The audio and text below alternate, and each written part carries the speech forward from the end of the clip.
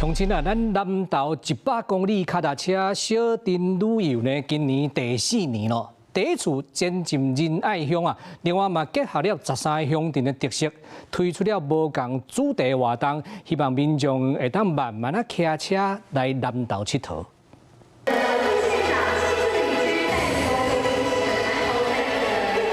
囡仔骑出租车到南投县政府的大厅，副县长王瑞潮嘛骑 T 马进场，当这回南投旅游8K 自行车小镇朋友活动宣传。这个旅游里面适合全龄来旅游。南投旅游8K 自行车小镇朋友今年举办第4年，活动结合县内13乡镇市，规划1场8K 主题活动，8场小镇朋友，含3场囡仔自行车比赛，内容真多元。 我们会提供不同的旅游的行程，不时的在南投推出永续低碳的旅游。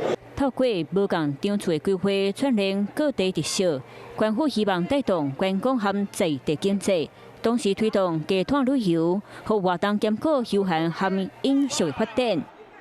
Hello， 我是蒋欣梅。想要抢先掌握最及时的新闻资讯吗？赶快订阅、按赞、开启小铃铛，锁定华视新闻 YouTube 频道。